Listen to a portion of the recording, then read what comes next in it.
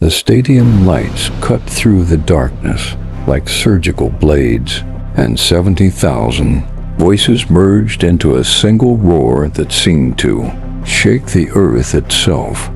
But in a hotel room 3 miles away, FBI Special Agent Marcus Webb stared at a screen that showed something impossible. 13 faces, 13 missing persons, 13 last Instagram stories, all posted from different cities, different dates, different concerts. But every single one saying the exact same thing. "Oh my God, I got invited backstage." The first disappearance happened in Glendale, Arizona, March 17th. Sarah Chun, 23, posted a selfie at 10:47 p.m. outside State Farm Stadium, her face flushed with excitement, hands trembling as she held up what appeared to be a golden wristband. "This is really happening," she'd typed. "Security guard just gave me a backstage pass. I can't believe this is real." Her phone's GPS signal vanished at 11:34 p.m. Her car was found in the parking lot 3 days later, keys still in the ignition. Her friendship bracelets scattered across the passenger seat like abandoned prayers. Local police initially treated it as a runaway situation. 23-year-old adult, no signs of struggle, probably got overwhelmed by the concert experience and needed space. Her parents knew better. Sarah had been planning this concert for 8 months, had taken vacation days from her nursing job, had made 14 friendship bracelets with lyrics from every album era. She wouldn't just disappear, but the investigation went cold within a week. Then Tampa happened. Marcus Webb had been tracking online chatter in fan communities when the pattern emerged. April 15th, Raymond Rodriguez Stadium. Jessica Kowalski, 19, posted an Instagram story at 10:52 p.m. Same golden wristband, same trembling excitement. Security said Taylor wanted to meet me personally. "I'm actually crying right now." GPS, signal dead at 11:41 p.m. Car found 2 days later, engine still warm, her custom-made tour outfit folded neatly in the back seat. No struggle, no witnesses, just gone. The third disappearance brought Marcus into the investigation. Atlanta, April 28th, Marcus's own niece, Emily Webb, 21 years old, college senior, had been at Mercedes-Benz Stadium. Her last story showed the same wristband, the same message about backstage access. When her mother called Marcus at 2 a.m. to say Emily hadn't come home, he felt his blood turn to ice water. Emily was responsible. Emily was careful. Emily was missing. That's when he started digging deeper, cross-referencing missing persons reports with tour dates. The pattern made his hands shake as he compiled the data. Houston, Philadelphia, Foxborough, Nashville, Chicago. Each city, one missing fan. Each disappearance within an hour of posting about backstage access. Each victim young, female, traveling alone. And every single one had documented their entire concert experience on social media, right up until that final post about the golden wristband. By the time Marcus brought the case to his superiors, the count had reached 9. 9 cities, 9 missing women, 9 identical stories. The brass wanted to call it coincidence, but Marcus had spent 15 years in the Bureau, and he knew coincidence didn't arrange itself in such perfect patterns. He assembled a task force. They called it Operation Midnight Rain, after one of the songs. Marcus thought the name was too poetic for what he suspected they were hunting. The tour management was cooperative but baffled. They provided complete backstage access logs, security footage, personnel records. Every single official backstage pass was accounted for. No golden wristbands in their inventory. No security protocols for randomly selecting fans for meet and greets. The tour's head of security, a former Secret Service agent named Patricia Hayes, sat across from Marcus in a production office in Kansas City and said the words that made everything worse. "Agent Webb, we don't do surprise backstage passes. We never have. Every meet and greet is pre-planned, ticketed, and documented. If someone gave your niece a backstage pass, they weren't working for us." The implications hung in the air like smoke from a fire no one could see. Someone was impersonating tour security. Someone was targeting fans. Someone was using the chaos and emotion of 70,000-person concerts as hunting grounds. And they'd been doing it for 2 months without anyone noticing the pattern. Marcus reviewed the security footage personally. Thousands of hours from multiple venues. He watched until his eyes burned, searching for the moment when Sarah Chun or Jessica Kowalski or his niece Emily received those golden wristbands. But stadium concerts are chaos made visible. Crowds surge and flow like water. People wear lanyards, badges, official-looking gear they bought online. In the footage, he could see each victim at various points during the concert, singing, dancing, crying with joy. But the moment they received the wristbands, it happened in blind spots every single time, near bathroom corridors, in crowded merchandise lines, at the edges of the floor sections where the camera angles couldn't quite reach. Whoever was doing this understood security systems. They knew the venues. They knew the patterns. The 10th disappearance happened in Denver. May 23rd, Alicia Martinez, 26, elementary school teacher, posted her backstage invitation at 10:56 p.m. Marcus's team was already on the ground, embedded with venue security, watching, waiting. They had protocols in place. They had agents scanning the crowds. They were ready. They still lost her. One moment Alicia was in the north corridor, visible on 3 different camera angles, clutching her golden wristband and texting her sister. The next moment, a surge of concertgoers flooded the hallway as the show ended, and when the crowd cleared, Alicia Martinez was gone. Her phone was found in a bathroom stall 20 minutes later.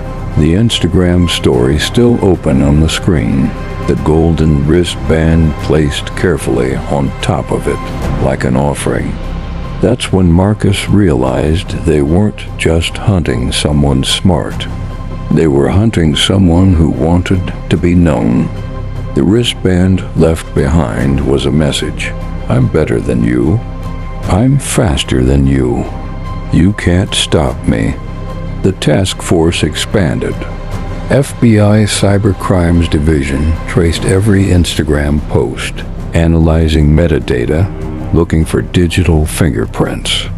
Behavioral Analysis Unit built a profile, organized, methodical, likely male, age 30 to 50, with intimate knowledge of concert logistics and security systems. Someone with access. Someone who'd been planning this for years, waiting for the perfect hunting ground, the largest concert tour in history. Millions of fans, hundreds of cities, endless opportunities in the chaos. But the profile felt wrong to Marcus. Too simple. Too obvious. He spent his nights going through fan forums, Reddit threads, TikTok communities where Swifties gathered by the millions. He read their theories, their fears, their mounting panic as news of the disappearances finally began to leak beyond the FBI's information control. Some fans were canceling tickets. Others were forming safety groups, refusing to attend concerts alone. The tour management was hemorrhaging money on additional security measures. And still, the disappearances continued. Number 11, Minneapolis. Number 12, Detroit.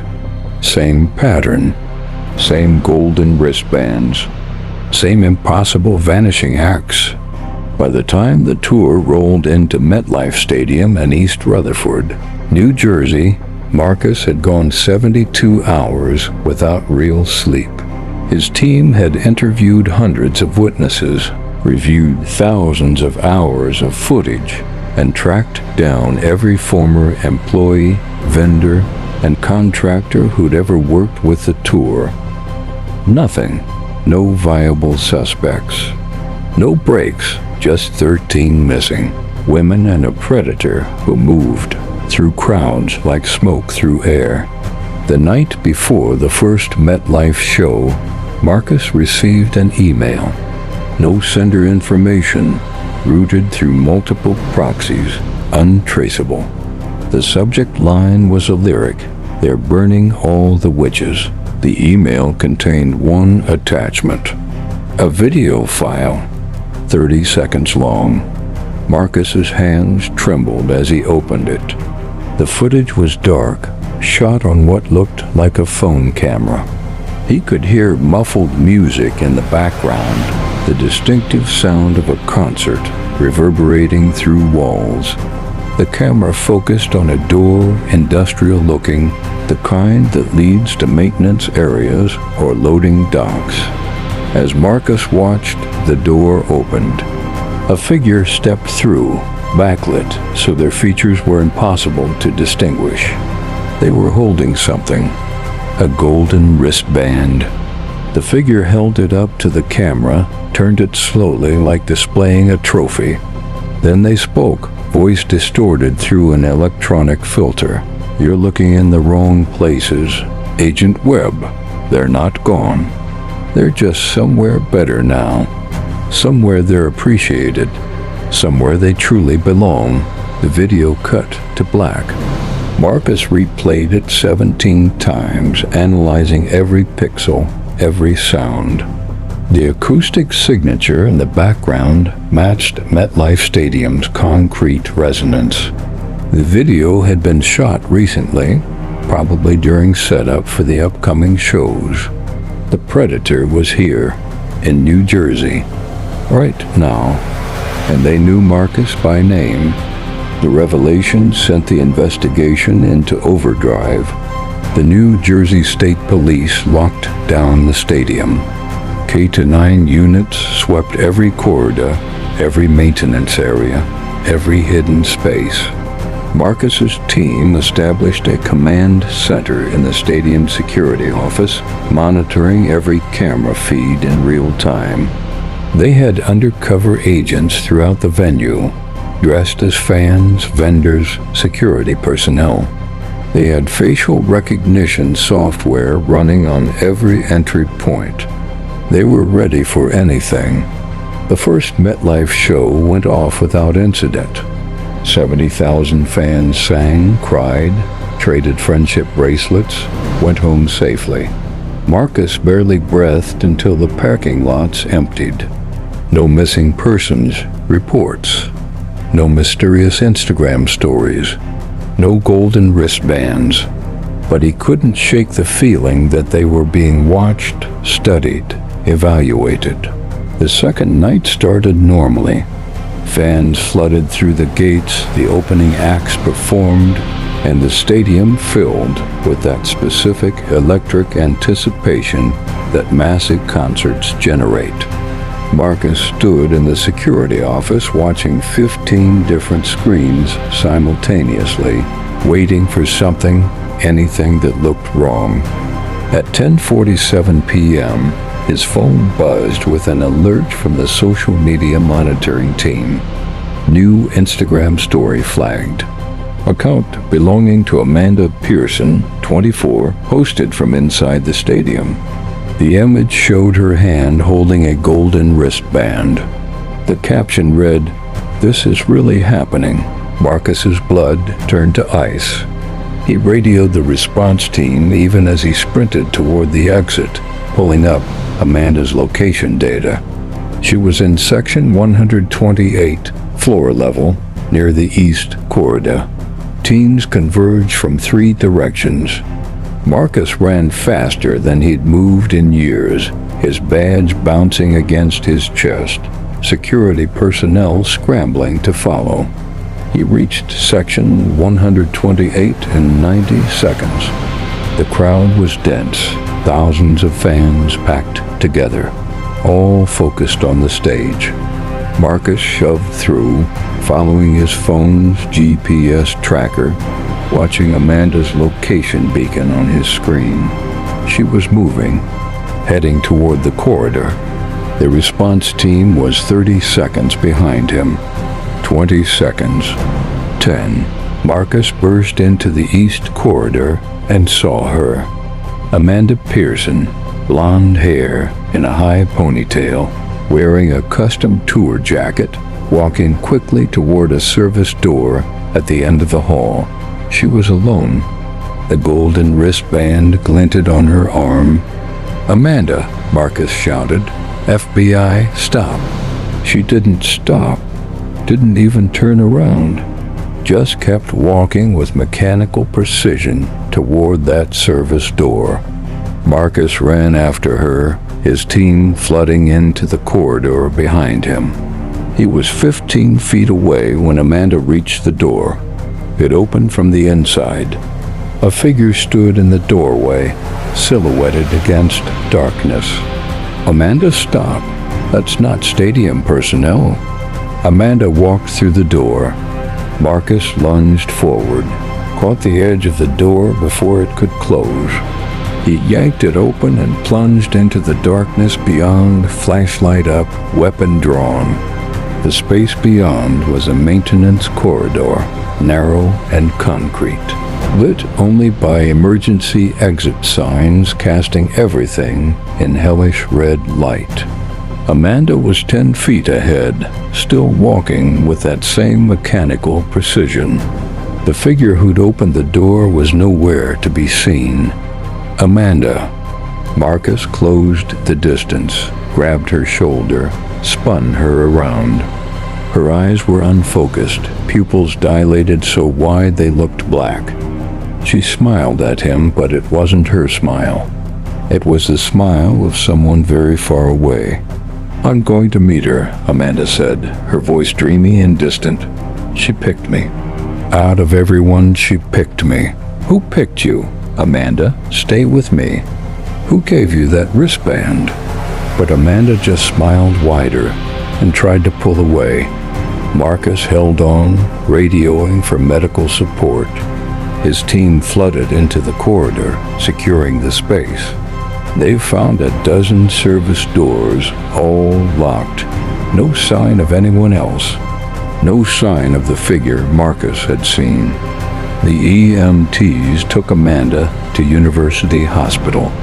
Blood tests showed high levels of benzodiazepines, and a compound the toxicologists couldn't immediately identify. She'd been drugged.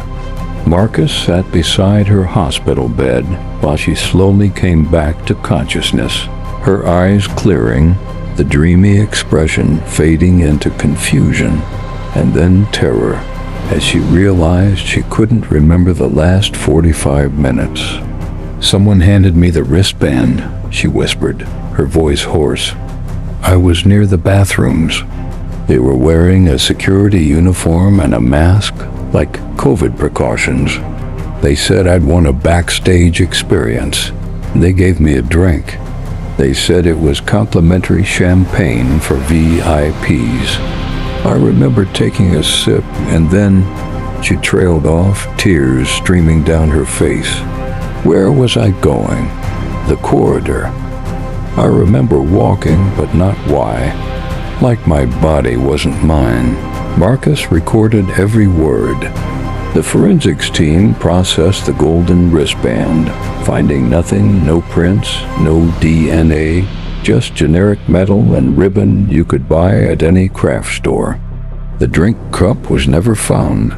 The figure in the security uniform had vanished into the stadium's warren of service corridors like they'd never existed. But they'd made a mistake. For the first time, they'd made a mistake. Amanda had survived, and that meant the pattern was broken. Marcus assembled the task force in a hotel conference room at 3 a.m. Exhausted faces stared back at him from around the table, but he could see the spark of hope mixing with the fatigue. "They got sloppy," he said, "or desperate. We were too close, and they couldn't wait for the right moment. They grabbed someone when we were actively looking, and because of that, we interrupted the abduction." So what does that tell us? Patricia Hayes, the tour's head of security, asked. It tells us they need the full window.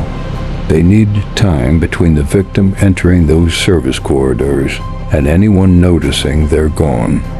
Usually they have the entire post-concert chaos to work with. Tonight they didn't, which means Marcus pulled up a map of MetLife Stadium on the projection screen.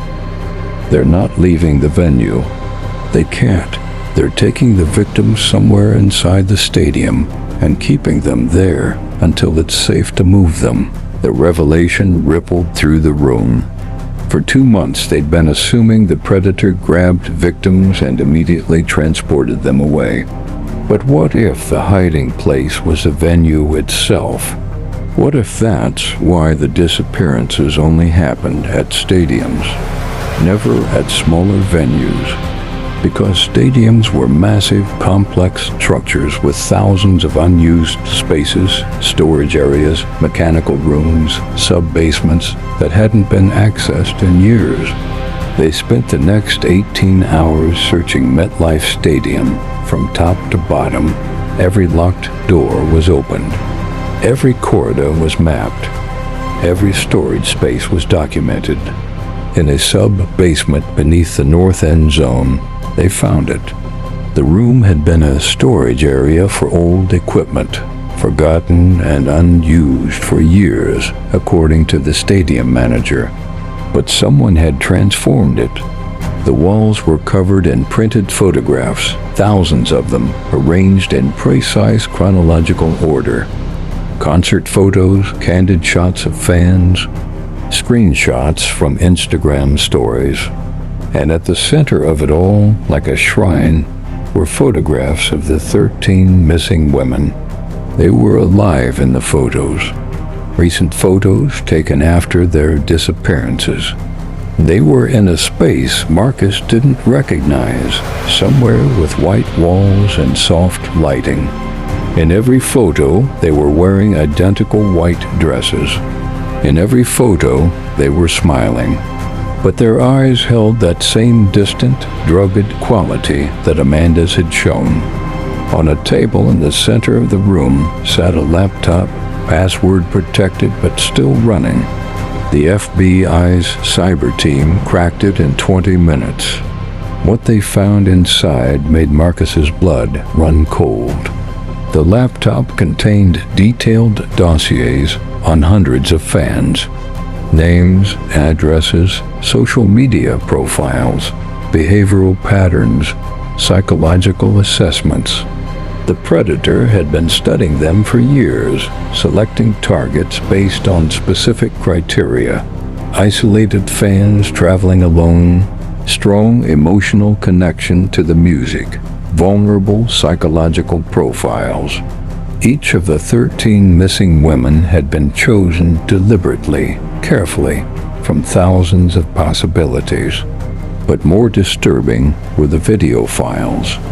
Hours and hours of footage from a location the team couldn't identify. A pristine white room, furnished like a comfortable living space. but with no windows and a door that looked like it belonged in a bank vault. The 13 women were there, in that room, together. They seemed calm, almost content. They wore the white dresses from the photographs. They talked quietly among themselves, sang songs, made friendship bracelets. It looked almost peaceful, until you noticed that none of them ever tried the door. None of them showed any interest in leaving. They moved with that same dreamy quality Amanda had exhibited, like people sleepwalking through someone else's dream. Marcus watched the most recent video file, stamped just 6 hours earlier. The 13 women sat in a circle, and a voice spoke from off-camera, the same electronically distorted voice from the email. "You're the lucky ones," it said. "You're the chosen ones. You understand the music in ways others never will. You've been liberated from a world that doesn't appreciate your devotion. Here you're safe. Here you're valued. Here you'll stay forever, and the music will never end." The women smiled and nodded, their eyes empty and accepting. "Oh God," Patricia Hayes whispered beside Marcus. "They're drugging them continuously, keeping them compliant. This isn't about murder or trafficking. This is about collection," Marcus finished.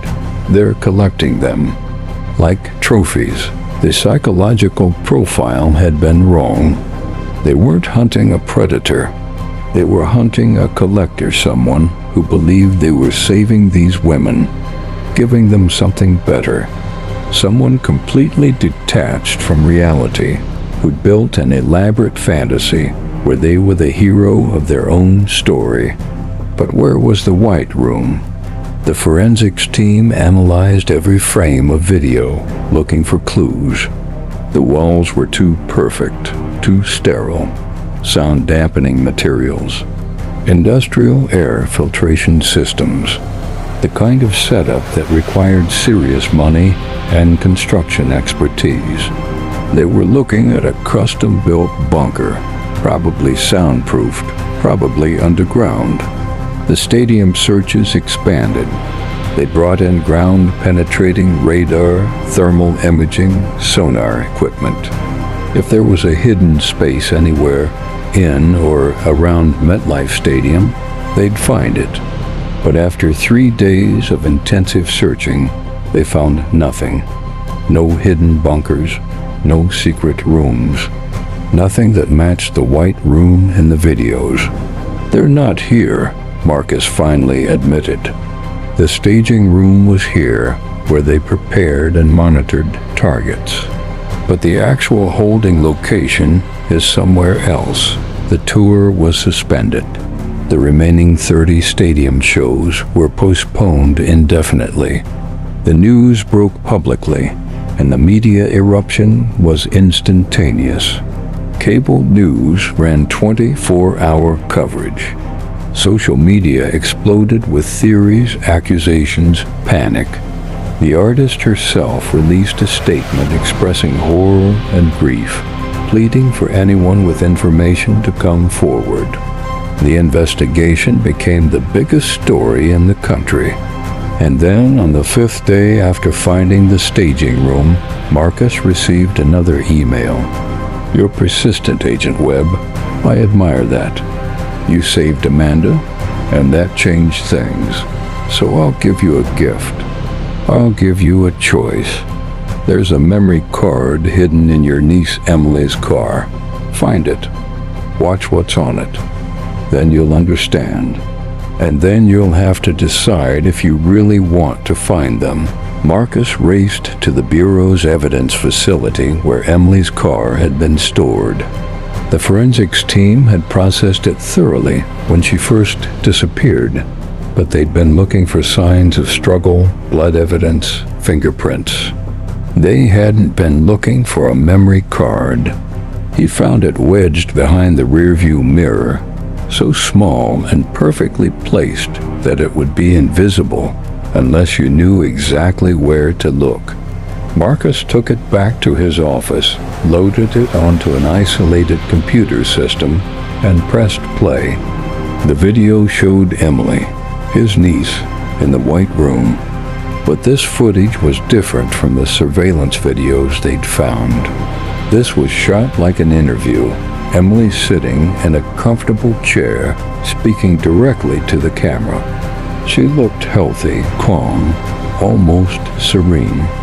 "Uncle Marcus," she said, and hearing her voice after weeks of silence made his chest tighten. "I know you're looking for me. I know you're worried, but I need you to understand something.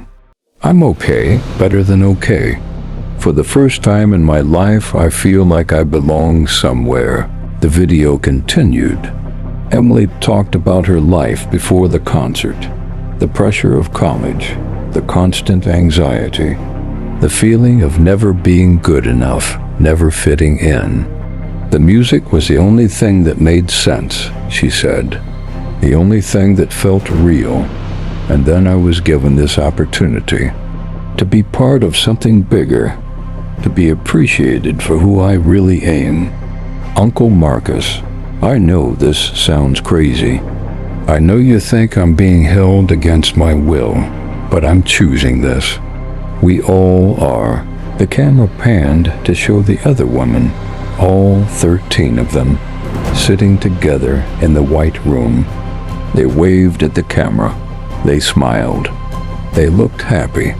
"Please stop looking for us," Emily continued. "We don't want to be found. We don't want to go back. This is where we belong. This is where we're finally home." The video ended. Marcus sat in silence, his mind refusing to process what he'd just seen. Stockholm Syndrome, he told himself. Advanced psychological manipulation. They're being drugged and controlled. Emily would never choose this willingly, but doubt crept in like poison. What if she was telling the truth? What if they all were? The videos showed no signs of physical restraint, no violence, no overt threats. The women seemed genuinely content. What if the predator wasn't a predator at all, but someone who built exactly what they claimed, a sanctuary for fans who wanted to escape reality forever? Marcus called the Behavioral Analysis Unit. They reviewed the footage, consulted with cult deprogramming experts, and delivered their assessment. The subjects display classic signs of coercive persuasion and thought reform. The calm demeanor, the shared ideology, the voluntary compliance, these are all consistent with systematic psychological conditioning. Agent Webb, these women have been brainwashed. Emily is not making free choices. None of them are, but how do you rescue people who don't want to be rescued? How do you save someone who believes they don't need saving? The answer came from an unexpected source. One of the FBI's data analysts noticed something in the video file's metadata. The footage had been uploaded to the laptop in the staging room via a wireless connection. And while the predator had been careful to mask their digital footprint, they hadn't counted on the Bureau's most advanced network tracking software. The connection had originated from a location in Pennsylvania, about 90 miles west of Philadelphia. The tactical team mobilized immediately. Federal and state law enforcement converged on a rural property outside Reading, Pennsylvania. 200 acres of wooded land owned by a shell corporation, featuring a single building on the property records, a barn built in 1952. But the ground-penetrating radar showed something. The records didn't. Beneath the barn was a massive underground structure, about 40 feet below ground level, with walls that registered as reinforced concrete nearly 3 feet thick. They breached at dawn. The barn above ground was empty, just old equipment and hay bales. But hidden beneath a hydraulic platform was a stairway leading down into darkness. The tactical team descended with weapons drawn, moving through corridors that felt more like a luxury bunker than a prison. Climate-controlled, softly lit, carpeted. At the end of the main corridor was a vault door, standing open. Beyond it was the white room, empty. Marcus stood in the middle of the pristine space, looking at the comfortable furniture, the fully stocked kitchen, the bedrooms with their neat white linens. A home built underground, a cage disguised as sanctuary, and recently abandoned. On the table in the center of the room was a laptop, still running. A video queued up to play. Marcus pressed play. The electronically distorted voice spoke. "Hello again, Agent Webb.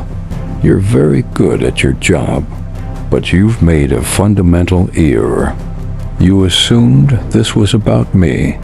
It was never about me. It was always about them. About giving them what they truly wanted, even if they didn't know they wanted it. And now you've destroyed that. The world knows about this place. The media is camped outside. If I bring them back now, they'll be examined, analyzed, pathologized. They'll be victims instead of the chosen ones. You've ruined everything." The video cut to footage of the 13 women, shot recently, outside in daylight. They were standing in a forest, still wearing their white dresses, looking at the camera with those same empty, peaceful smiles. "So I've given them a new choice," the voice continued. "Stay together or go back. Freedom or captivity. The wilderness or your world. We'll see what they choose." The video ended. The manhunt expanded to the surrounding forests.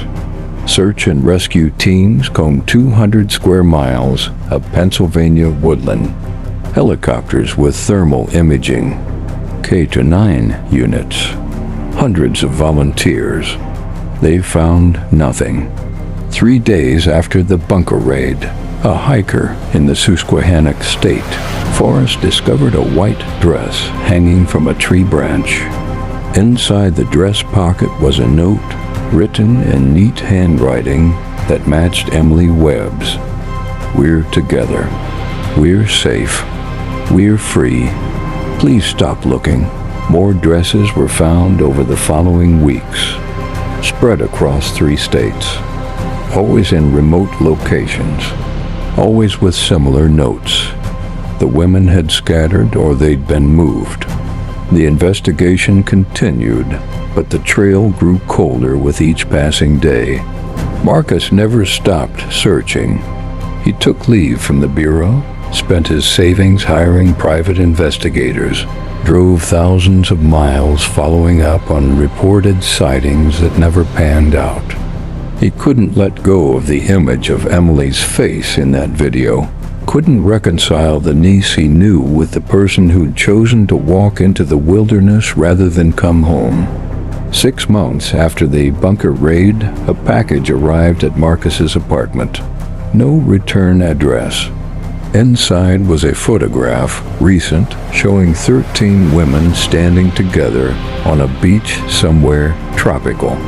They wore regular clothes now, looked tanned and healthy. Emily was there, in the center, smiling at the camera. On the back of the photograph, written in that same neat handwriting, "We found our own paradise. We're finally home. Let us go, Uncle Marcus, please." The investigation remains open. The perpetrator was never identified or caught.